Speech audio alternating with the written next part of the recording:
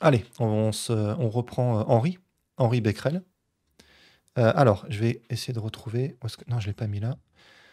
Donc, ce qui est assez fascinant avec la découverte de la radioactivité, c'est que ça a été fait plus ou moins par hasard. Ils ne s'attendaient pas du tout à ça. Et c'est normal, hein, c'est un nouveau phénomène qui n'avait jamais été observé de manière explicite. Donc ça, c'est le texte que j'avais écrit pour la vidéo. Et en gros, là, ce que je disais là, c'est que ça vient de Poincaré, en fait. Voilà. C'est Poincaré qui se base sur ce dont on a parlé la dernière fois, les rayons X, avec Röntgen. Et il se dit, tiens, les rayons X, c'est peut-être relié au phénomène de phosphorescence, de fluorescence, ce genre de choses, qui étaient des phénomènes très mal compris à l'époque. Il a fallu, encore une fois, la mécanique quantique pour les comprendre. Et donc, Henri Poincaré explique ça dans une conférence.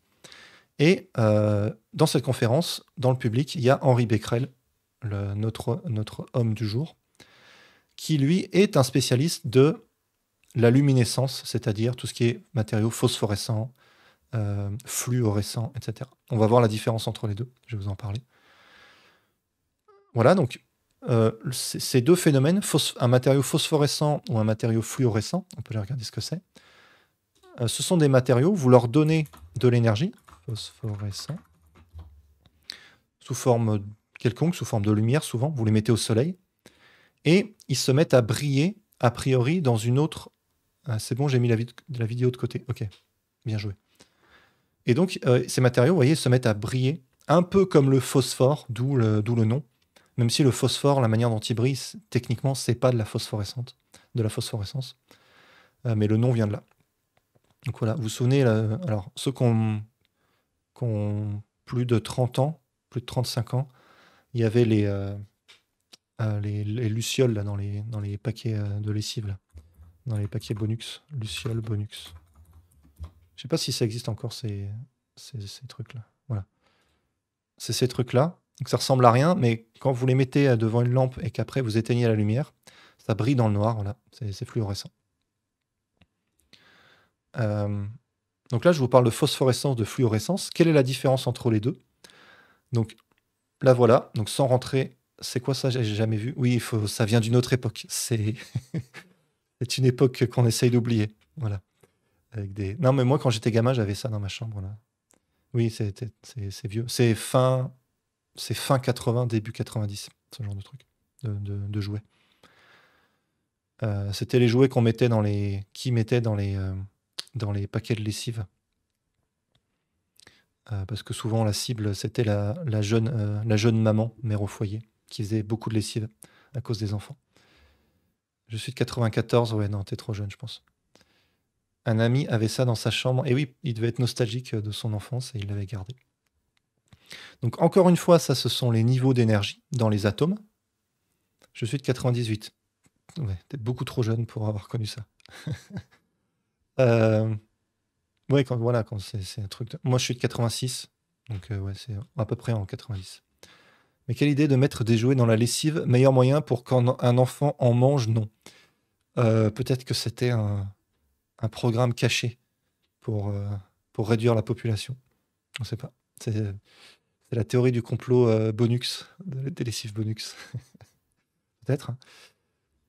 Je ne sais pas si... il a mon âge, donc c'est pas normal.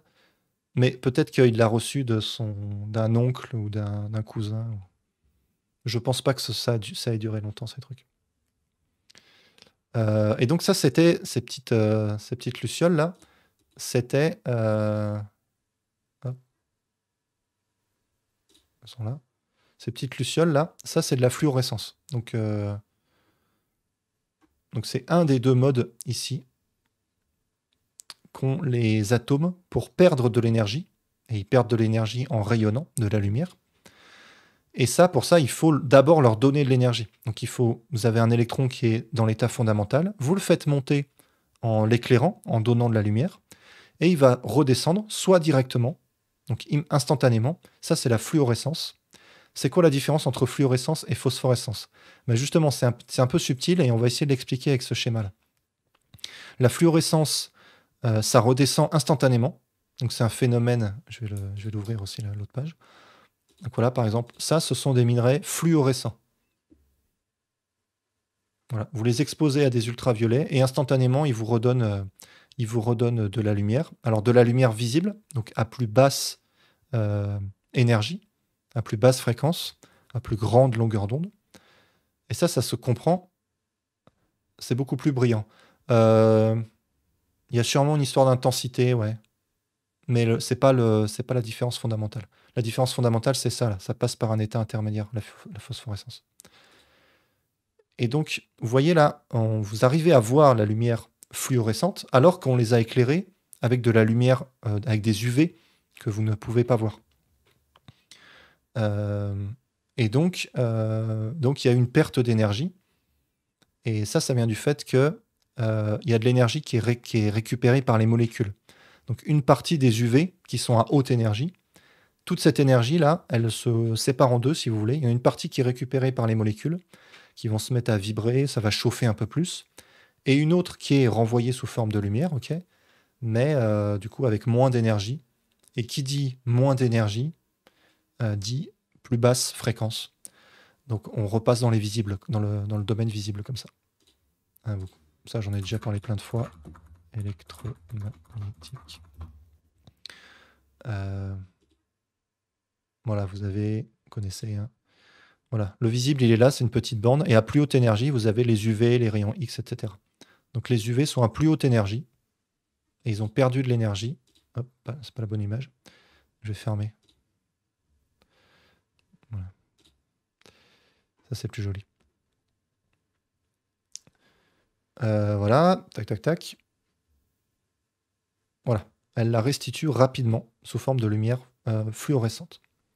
Et ça, alors là, je ne vais pas rentrer dans les détails. Ça, c'est assez technique. Mais en gros, vous avez entendu parler du spin des atomes et des électrons. Le spin, c'est le moment cinétique interne. Qu'est-ce que c'est qu'un moment cinétique? C'est la manière dont un objet tourne sur lui-même. Plus il tourne vite et plus le rayon est grand, plus le moment cinétique est grand. Donc une planète qui tourne très loin du Soleil et rapidement, elle a un grand moment cinétique. Et il se trouve que les électrons aussi ont un moment cinétique, mais c'est très bizarre parce que l'électron, c'est une particule. Et elle n'a pas de taille, en fait. C'est un point, si vous voulez. Et donc, ça n'a pas de sens de dire qu'il tourne sur lui-même. Mais il y a quand même un moment cinétique, comme s'il tournait sur lui-même. Je vais aller me prendre un bain. Bonne journée. Ok, bon bain, Snoopy. Ne te brûle pas. Ne mets pas trop chaud. Ok. Voilà. Pour ce qui est du spin. Et donc, ce spin peut prendre des valeurs différentes. C'est un peu comme si vous aviez un nombre qui est associé à l'électron. Voilà, on l'appelle S comme le spin. Et si c'est le même nombre, suivant les états, vous avez des spins différents. Et si c'est le même, la transition, elle est autorisée. Et malheureusement, des fois, l'électron, il tombe dans un état intermédiaire. Et là, vous avez une transition interdite. Et les transitions interdites, en mécanique quantique, il y a plein de choses un peu bizarres qui se passent. Elles peuvent quand même se faire un tout petit peu. Ça vous permet un peu de tricher la mécanique quantique. Voilà, c'est écrit là avec le couplage spin-orbite. Donc en gros, je vous ai dit que le moment cinétique, c'est la manière dont l'objet tourne autour du noyau. Mais lui-même aussi, il a une sorte de... comme s'il avait une rotation. Il ne tourne pas sur lui-même, mais c'est comme si. Et ces deux moments cinétiques vont interagir. Et c'est ça qui va un petit peu permettre qu'il y ait quand même un passage ici, alors que c'est interdit. Vous ne pouvez pas passer de spin égale 1 à spin égale 0. Ça, c'est pas possible. Mais voilà, à cause de ce couplage-là, ça se fait. Et donc, en pratique, qu'est-ce que ça donne? Ça donne une luminescence qui est beaucoup plus lente que la fluorescence qui est autorisée. La phosphorescence, c'est interdit. La fluorescence, c'est autorisé. Et l'interdiction, elle n'est pas à 100%. Voilà, si vous voulez, c'est interdit à 99%. Et donc, ça passe quand même un peu. La lumière peut quand même... l'électron peut quand même descendre. Et donc, il y a de la lumière qui est émise. Voilà la différence entre fluorescence et phosphorescence.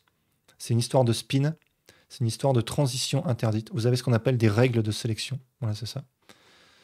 Alors, pareil, on va se mettre... bon, je ne vais pas rentrer dans les détails, mais il y a des transitions qui ne peuvent pas se faire comme ça. Et comme ça ne peut pas se faire, bah, c'est beaucoup plus lent. Donc la phosphorescence, elle se fait à retard.